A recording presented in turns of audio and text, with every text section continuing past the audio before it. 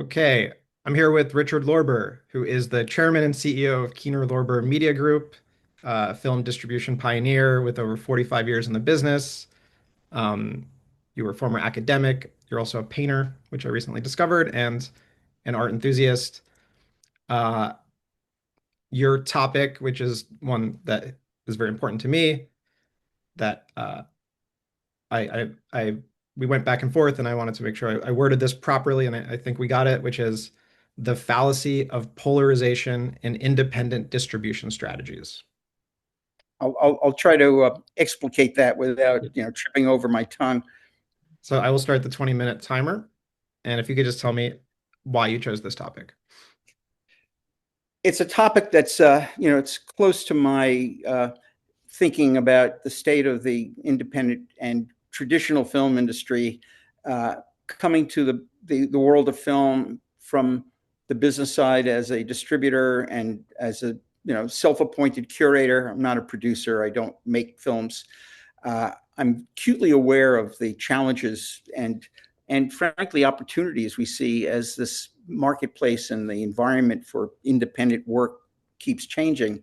Um, I think there is a problem that I see in the frustration of so many in the film community, which has led to a kind of maybe even a demonization of the big bad distributor, the perception that, you're going to get ripped off and the distributor is going to grab all the benefits and the money and you're going to be left with peanuts. The alternative to that is selling out and maybe selling your soul to a big streamer, and you'll get money, but you'll never get seen the way you want the film to be seen on the big screen. Uh, I think the list goes on, and where other ways in which the dangers and the disappointments of working with a traditional distributor or a big corporate entity that has a pay one service have become a cause for alarm.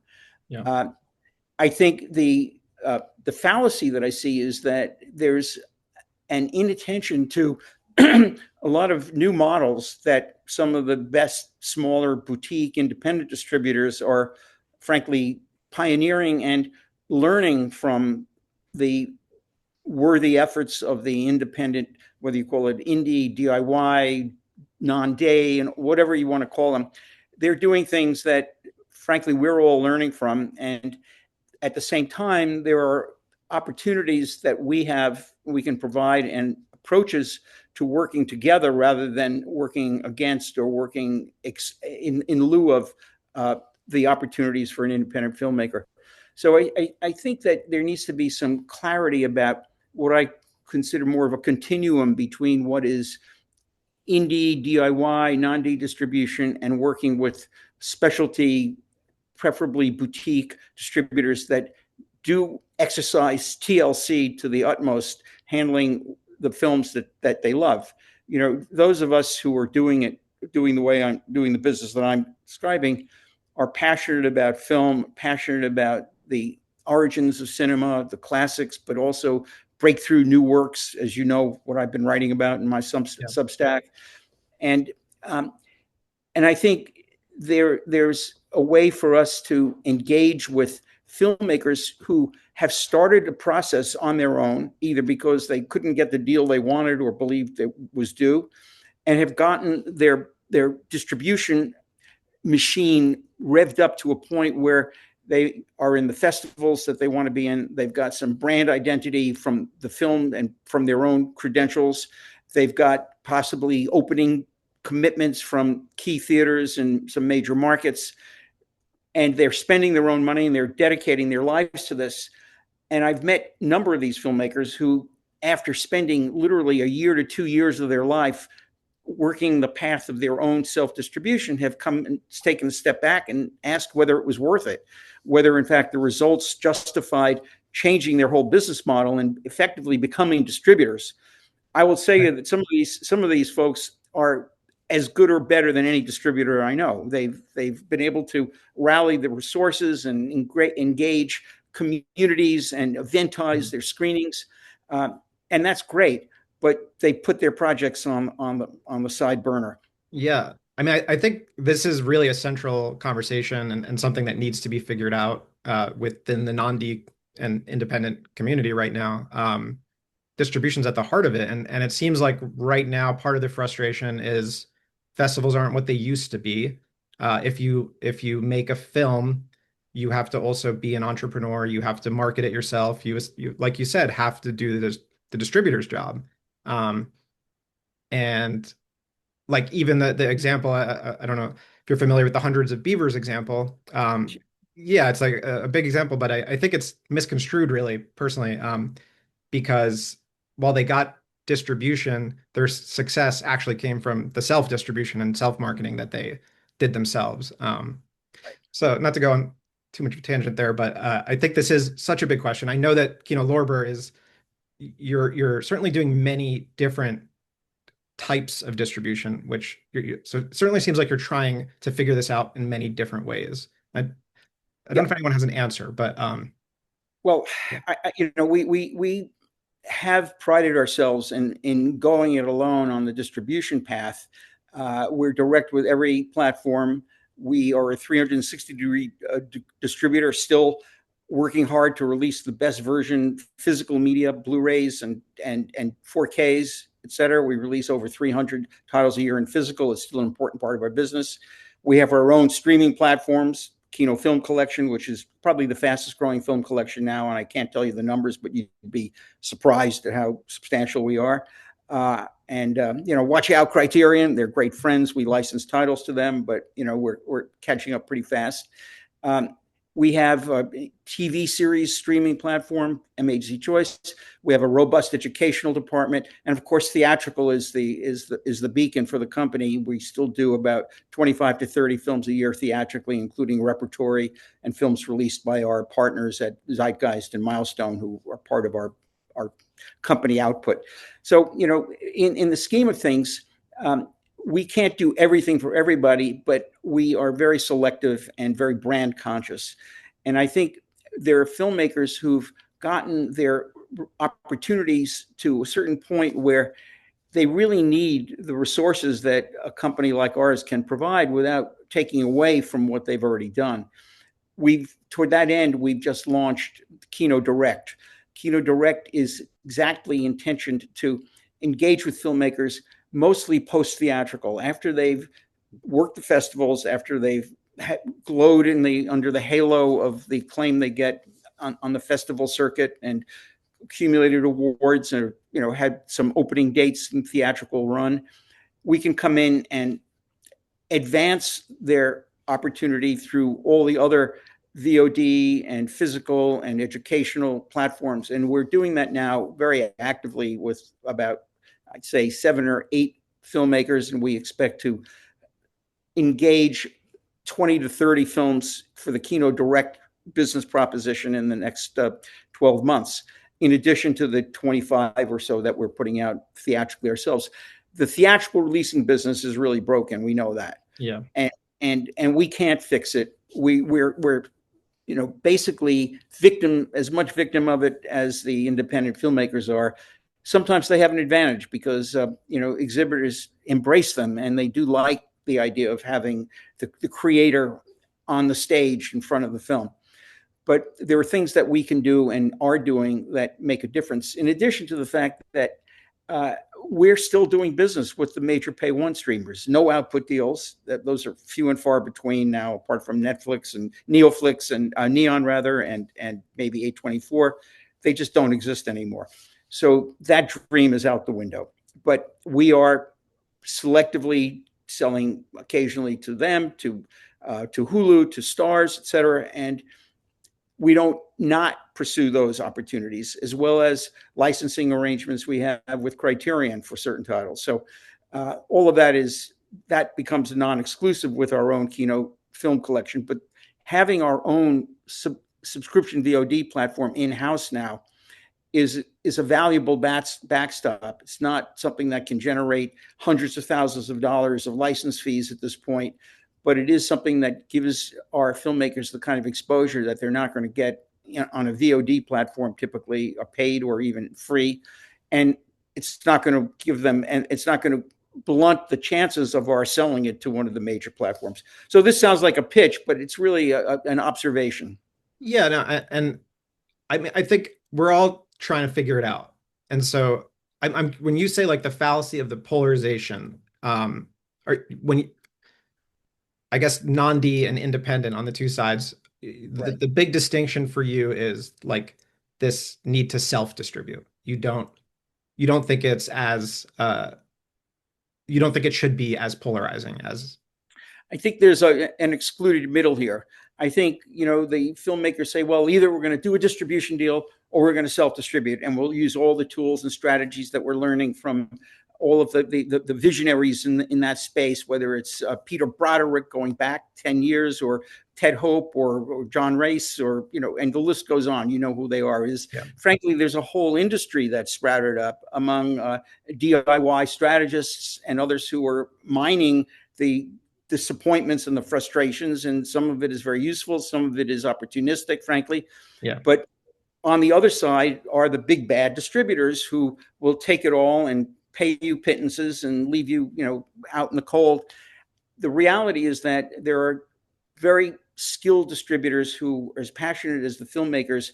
And it's not just my company. I have friends who run companies like, Strand and Film Movement and Oscilloscope, and the list goes on. And Yeah. they all have developed beautiful brands, very highly curated, skilled relationships, and they give the films that they take on a special value, which isn't something that a standalone film can achieve. Uh, I mean, I remember when I was just starting in the business in the 80s, we were beginning to release videos and such. And, people would say, well, I just was in the video store, and I went to the shelves, and I didn't know what I wanted, and it was foreign films, but I saw the Lorber brand, and I knew it was going to be something worth watching. I I was mean, one of those people. well, Criterion and Lorber, like that's that was my education. I mean, there's value in that, and the two toughest marketing challenges in the industry are building a brand and building a subscription business. We've got a pretty good brand, and we're on the way to having a very healthy subscription business. And I think we can put both of those to the service of a lot of the independents who can use it. So I think for me, and I've written about what my thoughts on this a little bit, but I think for the problem I have with non-D distribution is this expectation, and this almost like celebration of building your own audience and not really like presenting that that costs a lot of money, that you need to market, and it frankly goes against the sort of DIY approach, in my opinion. And I know a lot of people will disagree with this, and I know within the framework of non-D, a lot of people are doing great stuff in terms of building an audience, and having effective marketing. Um, for me, I think to look at the big bad distributor, yes, there's a little bit of that sentiment. And then there's like the sort of film hub sentiment, which I think is like, oh, they're just going to buy everything and just throw it onto Tubi, and your film's going to disappear. So I think what you're doing is certainly something that is trying to figure this out. Um, where I would sort of wonder your thoughts on this are, if theatrical's not working, nobody wants to go straight to streaming. Like, don't we need a new type of distribution instead of trying to like, maximize what the current models? Shouldn't we like rethink this completely? I think we're in the world of recombinant DNA of distribution, if you will, in that I think the possibilities of creating something totally new are pretty unrealistic. But I think it's the rearrangement of some of the processes, the reshuffling of windows, the different ways of engaging with audiences. I know how important it is to build your community, but the examples of success that have been offered demonstrate what logicians call confirmation bias, where the DIY cheerleaders point to this particular success or that particular success, And they skim the peaks, but they don't talk about the endless valleys that are Yeah. where most of the filmmakers are toiling for literally years. Yep. So I think, I also have to be brutally honest. I think there are too many films. I Yeah. mean, it's not just the US indie movement. I buy a lot of international films, and that's a different model altogether because they're all funded with taxpayer money through government subsidies and subventions, and that's clogging the pores of the system. So that's not making it any easier for the independents in the Yeah. US. But the reality is that I think there are new opportunities that move away perhaps from the big screen. We are wedded to the big screen experience. The tagline under the Kino Lorber logo is experience cinema. We're not abandoning the large screen experience. We value, I was chairman of the board of Film Forum for 9 years. And, I know how important the theater is, but I think theaters are evolving also. The smartest ones have really become community cultural centers, if you will, Yeah. that show movies, but they also have bookstores and video stores, if you will, and bars and food service, and a place like Metrograph is with someone like Metrograph, they're a great theater in New York, but you can't open a film there because they've got so many other things going on. They can't give you a 7-day run. Yeah. So there are other costs associated with this, but some of the best independent art house cinemas around the country are building communities, and that's really where the filmmakers are going to see the best response. And I mean, I've written about micro cinemas and how I think that is really could be like a solution or a compromise or restructuring because I think the theater experience, if we can't save it, I think the most important part of it is the crowd. I think people want to have their film screen with a crowd. And that's the straight to streaming model. It just loses that. And while there are so many films that disappear, I, just not to belabor the point, but it's used so often, hundreds of beavers, like it probably would have disappeared, but because they did their self theatrical distribution and got to have that crowd experience, um, it brought life to it because seeing a film with a crowd is a very different experience than seeing alone. And I don't know, to me, the crowd is that needs to be saved somehow. Well, those are the happy outliers, and the film that has that kind of core audience, is a very welcome event. But to get beyond that, it has to be amplified very loudly on social media and by actual film reviews and by the press and by the traditional industry that hasn't gone away. It's suffered and it's been damaged and diminished, but it's still a very important mouthpiece for curation. So, that was a very happy example, but I don't think you could, and you can go back and look at so many things like that were eccentric Yeah, achievements. I hate the hundreds of beavers example, so I just can't. Nothing else pops in my head right now. But maybe the better way to phrase this is, as a distributor, if what you're saying, like the place like theaters, or I'll call them micro cinemas that also have bars or bookstores attached to them, or just this, if that structure was in place, um, could it have the sort of Kino Lorber or Criterion like brand associated to it that people will just start coming despite the film if there is some curation, if there is oh, this experience is going to be a good one. Um, yeah, I totally believe they will. I think that they will go to a trusted uh, venue which has an identity built around the branding of quality and of certain kind of cultural interest or genre appeal, and they'll take their chances. They'll say, well, if this film is playing and it's sold out and there's another screen, I'll take a look at that.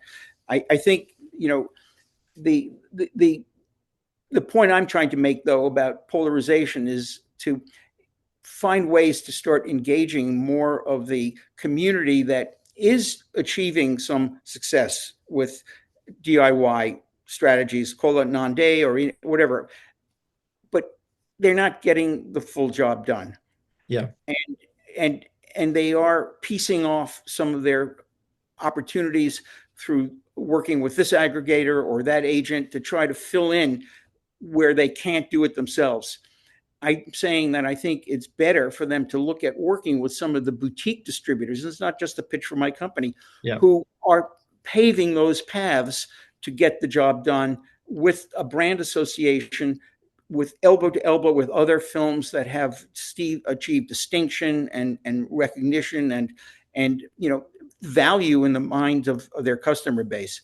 We're not going to filmmakers and saying, well, turn your lists over to us because we're going to just basically rip you off and mail to all of your hard-won customers information about our library. Well, that's not what we're doing. We don't even touch those lists. But I think there's a kind of a mistrust and Sorry, I'm a gonna perceived issue finish there. your thought. Yeah. Yeah, that could be overcome.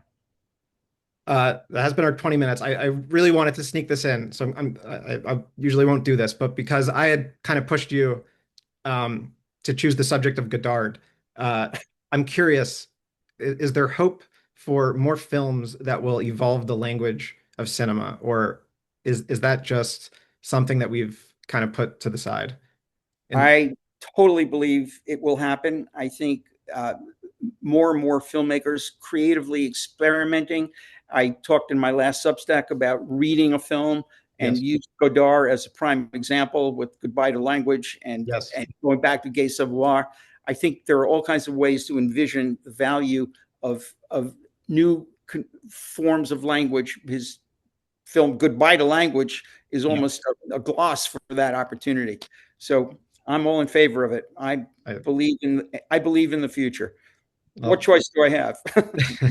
well, that's a wonderful optimism. Thank you for coming here. Thank you for doing this. Really has been an honor to have you.